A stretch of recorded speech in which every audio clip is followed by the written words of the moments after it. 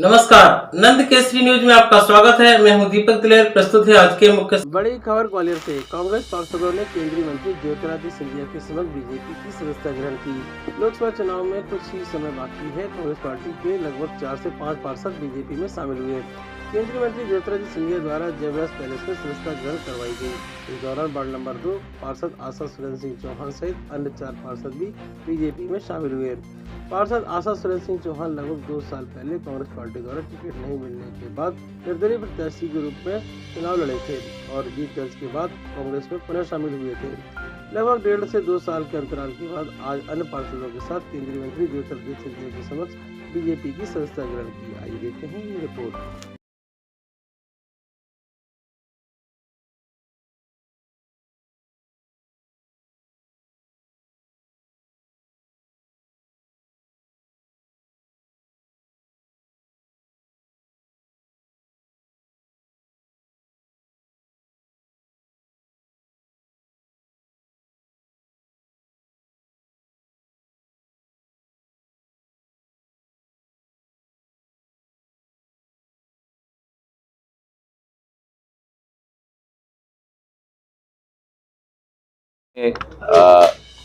हमारे पूर्व जनपद अध्यक्ष कप्तान सिंह गुर्जर जी ने भी, जो पिछले 40 साल से मैं उनको जानता हूं, उन्होंने भी आज भारतीय जनता पार्टी की सदस्यता ली। कहाँ गया मेरा दीपक माझी? आओ ना इधर।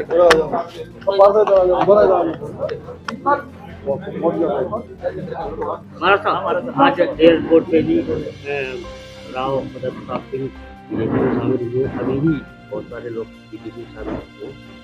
कितने लोग शामिल हुए? अभी मैंने आपको पूरा सुना दिया। हमारे 5 पार्षद हैं ग्वालियर में। श्रीमती गौरा जी हैं, हमारे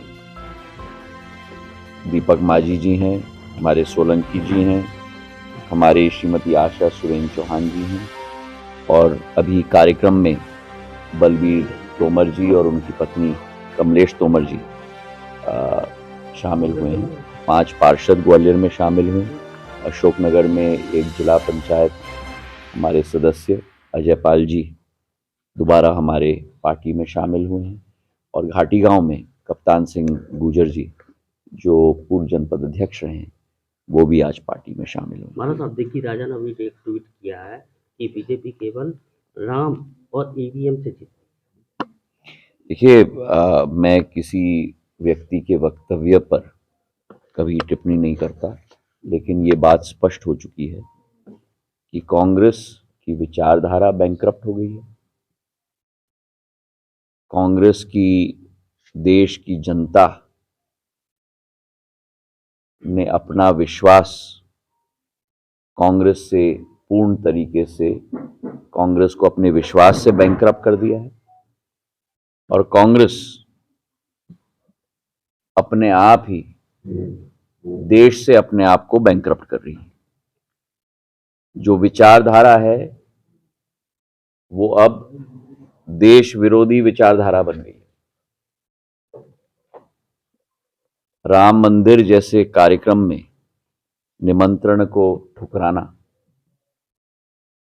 और उपस्थित नहीं होना, मैं मानता हूं कि देश की जनता स्वतः जवाब कांग्रेस को देगी। जिस देश के अंदर प्रधानमंत्री जी रात और दिन एक कर रहे हैं ताकि एक एक विकास की योजना का लाभ जन जन तक पहुंचे। 80 करोड़ लोगों को गरीब कल्याण अन्न योजना का वितरण हो रहा है निःशुल्क उनके घरों तक। 10 करोड़ महिलाओं के घरों में उज्ज्वला योजना पहुंच चुका है। 11 करोड़ किसानों को किसान सम्मान निधि दिया जा रहा है।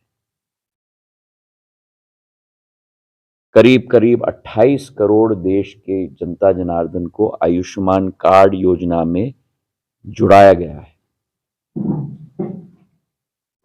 13 करोड़ हर घर नल योजना के साथ लोग जुड़े हैं। एक एक योजना का 100% सैचुरेशन प्रधानमंत्री जी की सरकार उनके निर्देश अनुसार कटिबद्ध है। जहां एक तरफ कांग्रेस की तुष्टीकरण की नीति है, वहीं दूसरी तरफ भारतीय जनता पार्टी प्रधानमंत्री जी के नेतृत्व में संतुष्टिकरण की नीति है। एक इतिहास 10 साल में रच दिया है।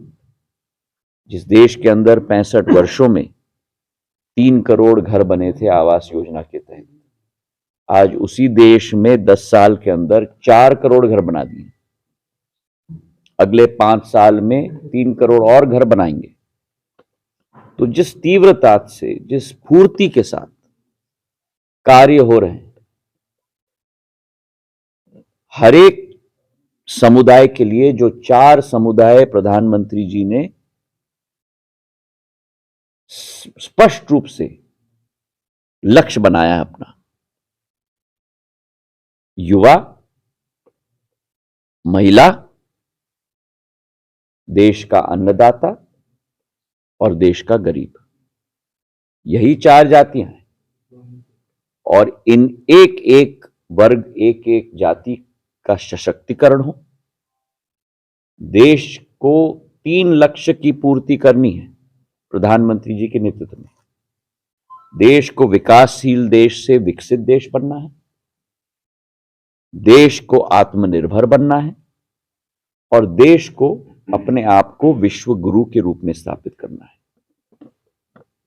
प्रधानमंत्री जी का लक्ष्य सीधा सीधा है।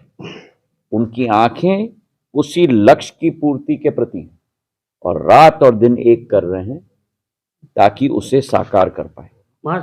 और इसलिए आज देश के अंदर एक एक जनता के दिल में एक ही भावना है, और वो भावना और वो विश्वास केवल एक व्यक्ति में है, और वो व्यक्ति का नाम प्रधानमंत्री नरेंद्र मोदी जी है। आज के समाचारों में इतना ही। कल हम फिर हाजिर होंगे, तब तक के लिए मैं इजाजत दीजिए। नमस्कार।